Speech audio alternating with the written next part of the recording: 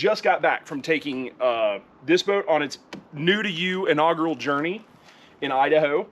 Colby caught a cool fish. We kind of got some kinks worked out of it.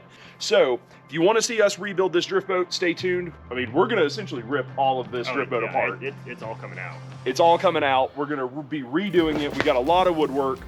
We've got some trailer stuff. Colby broke our trailer as well while we were out. So we got a lot of work cut out for us. Do you think by the end of this, will you actually like this boat? We're going to see. I think with some of the modifications we've talked about, it's definitely going to be a much better boat than what it was on that first trip. So I'm looking forward to seeing how much I'm going to end up liking this thing. We can't make it worse, right? No, I don't. The bar is low. All right, stay tuned. Let's see if we can do it.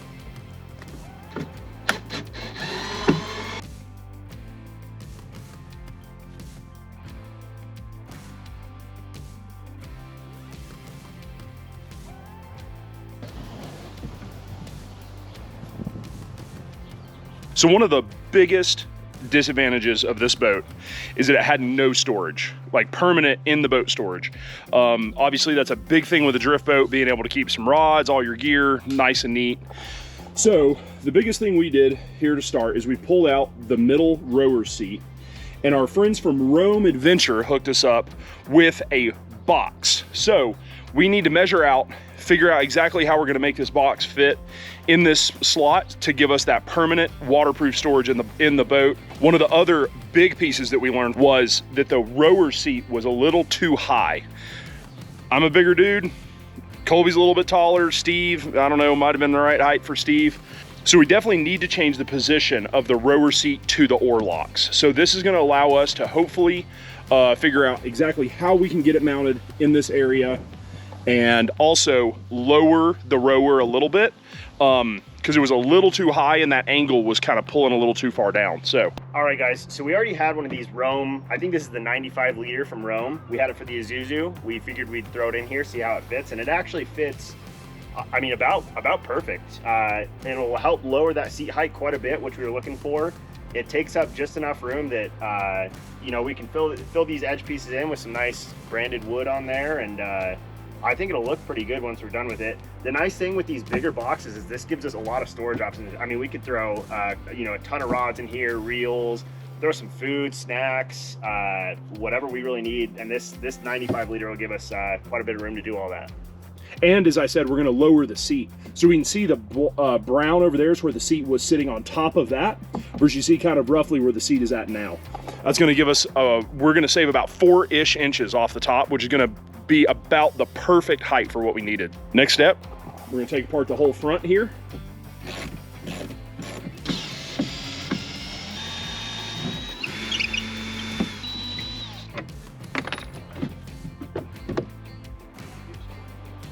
Look at all the room for activities we got. That's great. Okay, so now that we've got the front taken care of, we're gonna get working on the transom back here. We wanna take care of this thing. You know, it's an older boat. We wanna make sure this thing is nice and reinforced. You can see we got a couple cracks along the back here where this anchor mount is. The last thing we want is the anchor coming out of this thing. So we're gonna pull this off. When we get this boat sanded, we'll get a nice big piece of wood back here to help sandwich this transom and give us a nice sturdy place to hang the anchor off.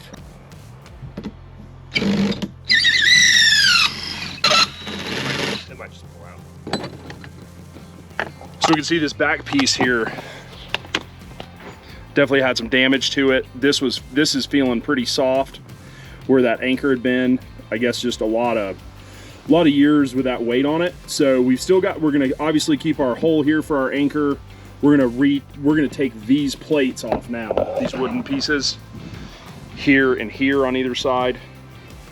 We're gonna pull these out. And as you can see, that's got some damage on this piece. This piece looks a lot better on the rear than the inside. We're gonna pull all this out. It's gonna definitely look a whole lot better.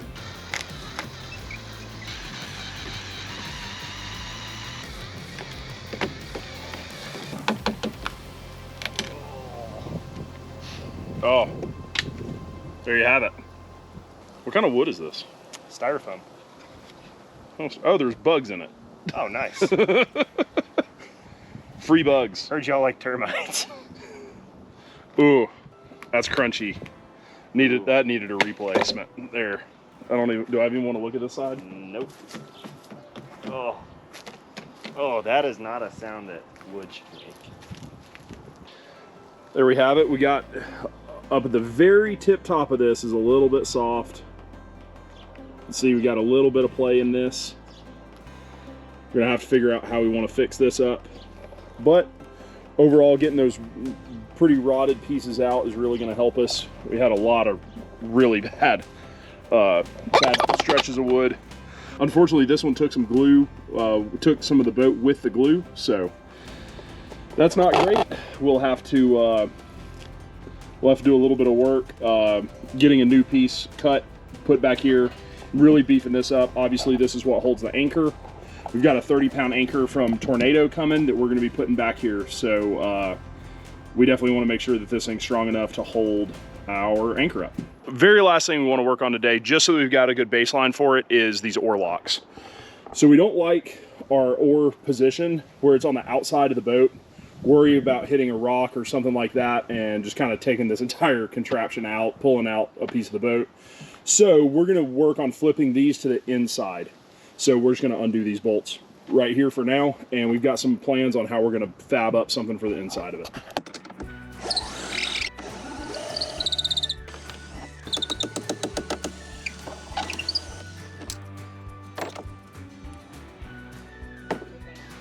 So a lot of drift boats have an anchor system where it has a stomp pedal where you can kind of row it into place, hit that little release with your foot right in the middle, drops the anchor. Love those because that way you can actually row and drop the anchor at the same time so that you're holding the boat in the exact right spot. Unfortunately, most rafts don't have the stomp pad. You have to operate them by hand, so we're kind of used to that. But this boat had kind of almost an in-between. It had a little lock there in the very middle. It was totally broken, which is, as we saw from the first episode, the anchor kept dropping where we didn't want it to. So we are going to redo the whole anchor system in this boat. We are going to swap to a stomp style anchor system. So we got to get rid of the one that's currently in here.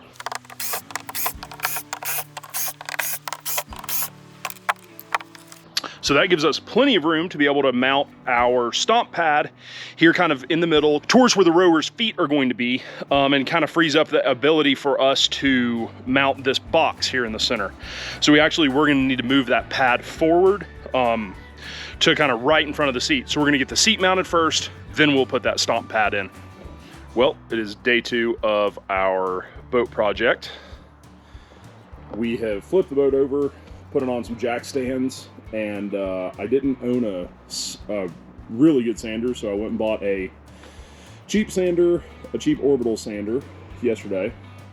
And next step is we are just going to sand down this boat down to the wood. I'm going to get rid of the hull coating on the bottom and the top. Obviously, we've got some refinishing to do. We can see we've definitely got some scuffs down through here, down into the wood. So step 2 here is just we're going to sand this whole thing down.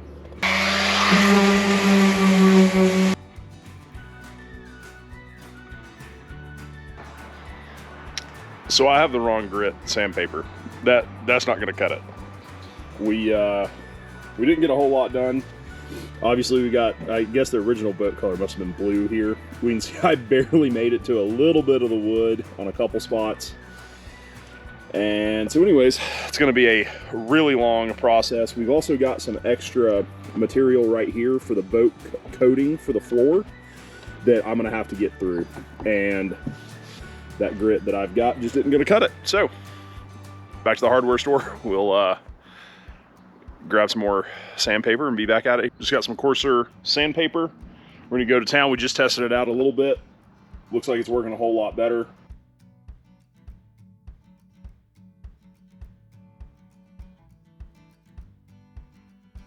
One eternity later.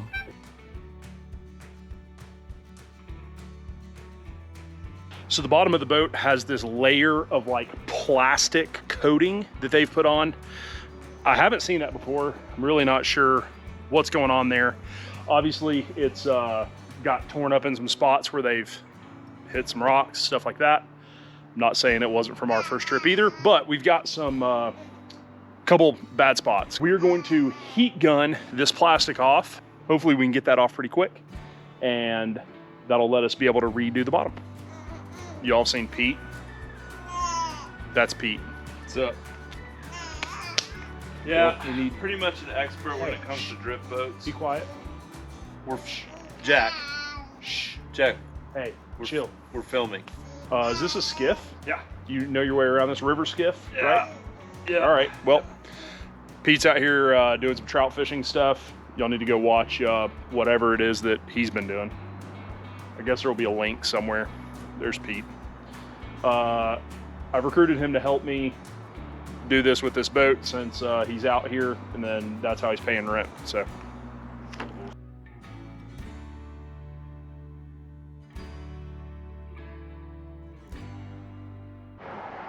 Okay, look, Adam's not here right now, but if he ever invites you over to come fishing in Salt Lake, just realize that suddenly he's not going to be able to go fishing, and then next thing you know, you're going to be pulling plastic off the bottom of a boat.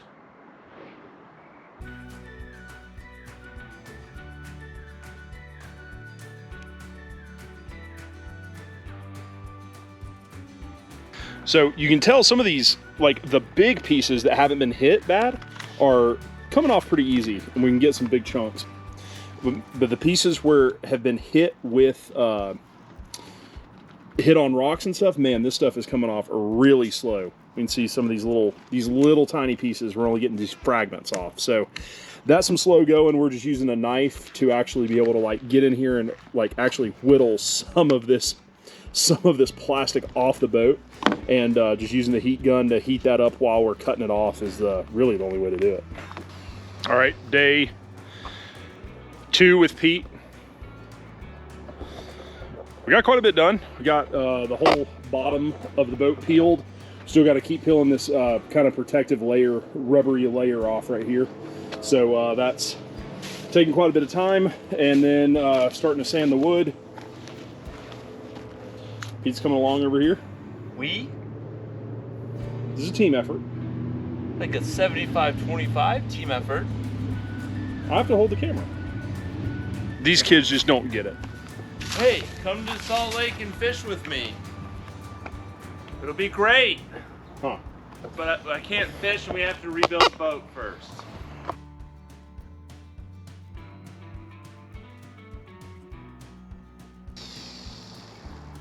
How's it going?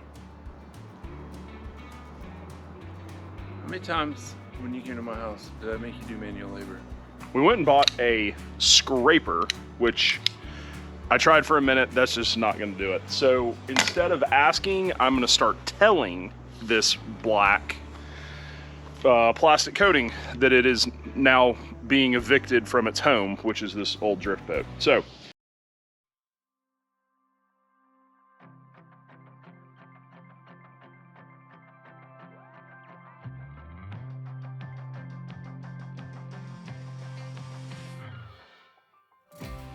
the next step, I'm actually really excited to see how this stuff works out. We have partnered with the guys over at Wetlander to give us a new bottom coating for this boat. So Wetlander is a slick coating that you coat the bottom of drift boats, John boats, whatever with, airboats. It's supposed to create just the slickest bottom on a boat. So we really wanted that for a couple reasons. One, to protect the wood is the biggest reason for us. So when you hit a rock, this stuff is just supposed to help you slide on that rock instead of it gripping, tearing into the boat. Hopefully that'll keep that wood lasting longer, and it is supposed to just be super, super slick. So it's a 3-step process to install this stuff. We are going to do primer A today. You do primer A, B, and then a top coat. Comes in a couple different colors. We just got black, so we're gonna do black on the whole bottom of this boat. Really excited to see how it goes.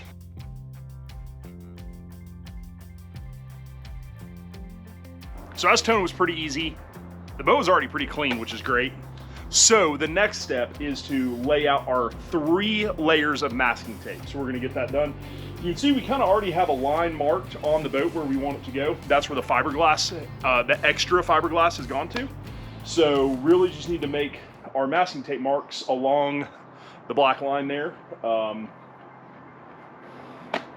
Should be pretty easy.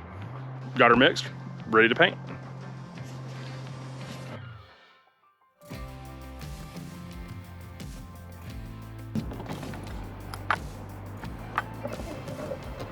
Bought the wrong size roller for the pan.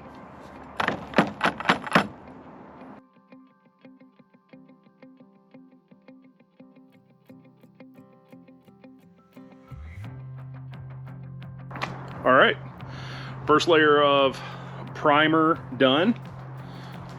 Looks pretty good. Day 2 of our primer coating for our bottom.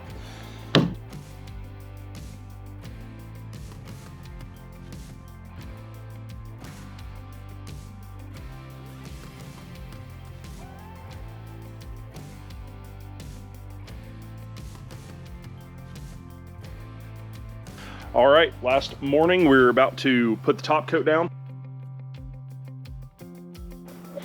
So here we are, 5 days out from installing our wetlander. So this stuff is now supposedly cured. I think it says 5 to 7. I'm gonna go with 5 and just not put it in the water. But now we're going to do our top layer, which is gonna be a navy blue paint on the top. Hopefully this works out pretty good. Primer layer next. And then really looking forward to being done with painting, because this is not the fun part of the build. Primer, layer 1 down, layer 2 coming up.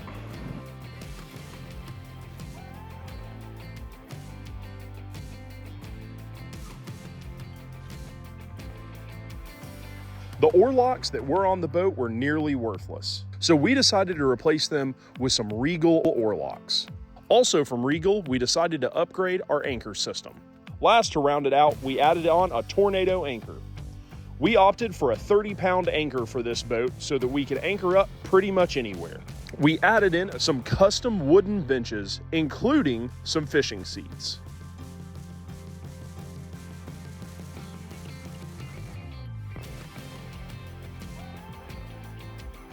So stay tuned next week, where we recruited a guide on the Green River in Utah to judge and rate our boat. All right, after the first full day on the boat, what'd you think? Try to catch me howling at the moon.